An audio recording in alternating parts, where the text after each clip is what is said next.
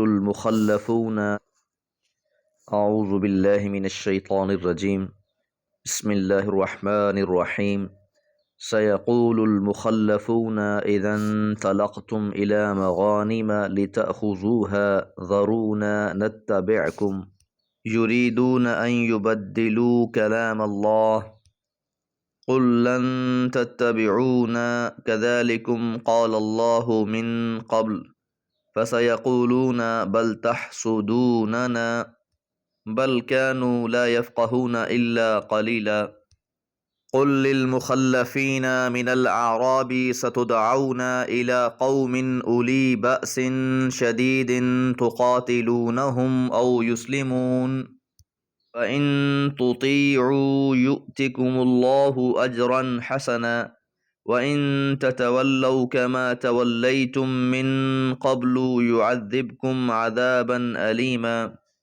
لَيْسَ عَلَى الْأَعْمَى حَرَجٌ وَلَا عَلَى الْأَعْرَجِ حَرَجٌ وَلَا عَلَى الْمَرِيضِ حَرَجٌ وَمَن يُطِعِ اللَّهَ وَرَسُولَهُ يُدْخِلْهُ جَنَّاتٍ تَجْرِي مِن تَحْتِهَا الْأَنْهَارُ وَمَن يَتَوَلَّ يُعَذِّبْهُ عَذَابًا أَلِيمًا۔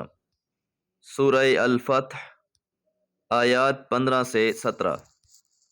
صلح حدیبیہ سے واپسی پر پیغمبر علیہ الصلوۃ والسلام کو منافقین کے احوال سے آگاہ کر دیا گیا۔ سیقول المخلفون، پیچھے رہ جانے والے کہیں گے، اذا انطلقتم، جب تم چلو گے، الی مغانم، غنیمتوں کے لیے، لتأخذوها، تاکہ تم اسے لے لو۔ پیغمبر علیہ الصلوۃ والسلام جب عمرے کے لیے نکلے تھے، حالات سے آگاہی نہ تھی، عمرہ کر سکیں گے یا نہیں، مشرکین مکہ کے ساتھ کیا معاملات بنتے ہیں۔ وہ 1 سال قبل ہی غزوہ خندق میں 10,000 کا لشکر لے کر آئے ہوئے تھے۔ اس موقع پر پیغمبر علیہ الصلوۃ والسلام کے ساتھ نکلنا مشکل کام تھا، آزمائش تھی۔ منافق لوگ پیچھے ہی رہے، اور صلح حدیبیہ کا معاہدہ ہو جانے کے بعد مشرکین مکہ کے ساتھ یہ معاہدہ ہو گیا کہ 10 سال تک کوئی جنگ نہیں ہوگی۔ اس معاہدے کے اثرات بہت دور رس تھے۔ اب آیت نمبر 15 میں منافقین کے ہی حالات بیان کی جا رہے ہیں۔ حدیبیہ سے واپسی کے بعد آپ کسی محاذ پر نکلیں گے تو یہ پیچھے رہنے والے بھی تمنا کریں گے کہ وہ آپ کے ساتھ ہوں۔ لفظ مغانم استعمال ہوا ہے، مال غنیمت کو کہا جاتا ہے۔ حدیبیہ سے واپسی کے بعد پیغمبر علیہ الصلوۃ والسلام نے خیبر کا محاصرہ کیا۔ خیبر کے یہودی بہت مالدار تھے، ان کی طرف سے کسی بہت بڑی لڑائی کی توقع نہیں تھی، اس لیے ایسے موقع پر منافقین بھی چاہ رہے تھے کہ وہ بھی آپ کے ساتھ ہوں، تاکہ انہیں بھی مال غنیمت میں حصہ مل جائے۔ اس لیے ان کے بارے میں فرمایا کہ وہ کہیں گے، ذرونا نتبعکم، ہمیں بھی اجازت دو، ہم بھی تمہارے ساتھ چلتے ہیں۔ پیچھے رہ جانے والوں کو منافق قرار دیا گیا تھا، ان کے بہانوں کا تذکرہ کر دیا گیا تھا۔ یہ مال غنیمت بھی حاصل کرنا چاہتے تھے جو ان پہ داغ لگ چکا تھا، کہ آیت نمبر 6 میں اللہ تعالیٰ نے ان کے بارے میں فرمایا، غضب اللہ علیہم ولعنہم وعد لہم جہنم وساءت مصیرا، کہ ان پیچھے رہ جانے والوں پر اللہ کا غضب ہے، اس کی لعنت ہے، ان کے لیے تو جہنم تیار ہے اور برا ہی ٹھکانہ ہے۔ تو اب اس بات کو بدلنا چاہتے تھے، اس لیے فرمایا یریدون، وہ چاہتے ہیں، ان یبدلوا کلام اللہ، کہ وہ اللہ کے کلام کو، اللہ کی بات کو بدل ڈالیں۔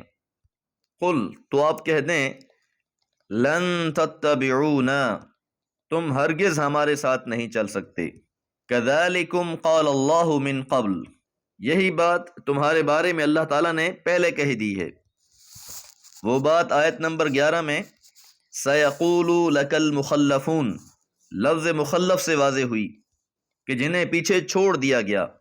منافقین تو سمجھ رہے تھے کہ ہم خود نہیں جا رہے، لیکن اللہ نے اس بات کو عیاں کیا کہ حقیقت میں اللہ تعالیٰ یہ نہیں چاہتے تھے کہ انہیں صحبت رسول حاصل ہو، یہ منافق لوگ حضور علیہ الصلوۃ والسلام کے ہم رکاب ہوں۔ یہ اسی بات کی طرف اشارہ ہے، قال اللہ من قبل، جو اللہ نے پہلے کہی۔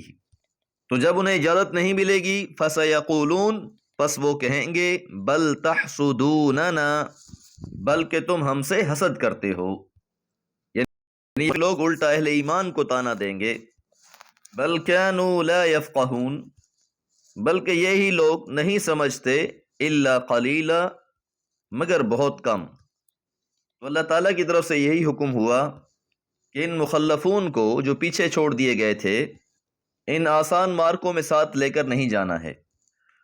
قل کہہ دیجئے للمخلفین من الاعراب پیچھے چھوڑے جانے والے اہل بدو سے ستدعون تم بلائے جاؤ گے الی قوم ایک ایسی قوم کی طرف الی بأس شدید جو طاقتور حریف ہوں گے کہ کچھ ہی عرصے بعد ایک بڑا مارکہ ہونے والا ہے، اس مارکے میں پھر تمہیں موقع دیا جائے گا، اس میں دیکھا جائے گا کہ کون ساتھ دینے والے ہیں اور کون پیچھے ہٹنے والے ہیں۔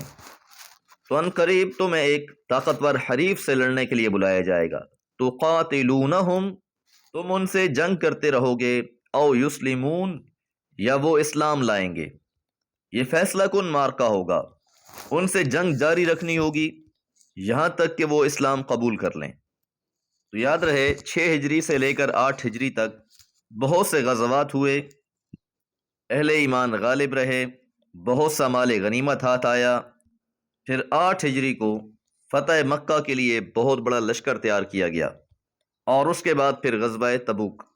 یہ دونوں بہت بڑے مارکے تھے۔ فَإِن تُطِيعُوا پس اگر تم نے اطاعت کی، یعنی جب تمہیں اس بڑے مارکے کے لیے بلایا جائے گا اگر تم اس میں اطاعت کرو گے یؤتکم اللہ اجرا حسنا تو اللہ تعالیٰ تم کو اچھا اجر عطا فرمائے گا۔ وَإِن تَتَوَلَّوْا اور اگر تم نے منہ پھیرا کما تولیتم من قبل جیسا کہ تم نے منہ پھیرا تھا اس سے پہلے یعذبکم تم کو عذاب دے گا عذابا علیما دردناک عذاب، کہ تمہیں موقع تو دیا جائے گا، اگر تم نے اطاعت کی اجر پاؤ گے، اور اگر تم نے منہ پھیرا پھر پیچھے بیٹھے رہ گئے تو پھر یاد رکھو کہ پھر تمہارے لیے دردناک عذاب ہوگا۔ لیس علی الاعمی حرج نابینا پر کوئی گناہ نہیں۔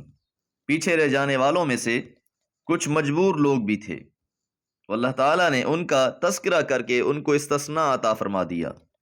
اعمی نابینے شخص کو کہا جاتا ہے، تو اب جو شخص نابینا ہے وہ جہاد میں شرکت نہیں کرے گا تو اس پر کوئی گناہ نہیں ہے۔ ولا اور نہ علی الاعرج لنگڑے پر حرجن کوئی گناہ ہے، ولا اور نہ علی المریض مریض پر بیمار پر حرجن کوئی گناہ ہے۔ تو 3 قسم کے لوگ جو عذر کی وجہ سے پیچھے رہ گئے، چاہے وہ نابینا تھے، لنگڑے تھے یا مریض تھے، بیمار تھے، ان کا کوئی مواخذہ نہیں ہے۔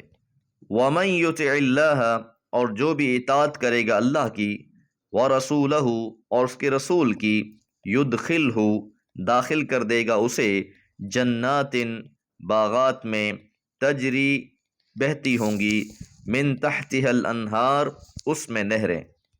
تو جو بھی اللہ اور اس کے رسول کی اطاعت کرنے والے ہیں ان کے لیے بہشتیں ہیں۔ وَمَن يَتَوَلَّ اور جو منہ پھیرے گا اللہ اور اس کے رسول کی نافرمانی کرے گا، یعذبہ اللہ اسے عذاب دے گا عذابا علیما دردناک عذاب۔ دعا گو ہیں اللہ تعالی ہر معاملے میں اپنی بندگی کی توفیق عطا فرمائے۔ وما علیہ الا البلاغ۔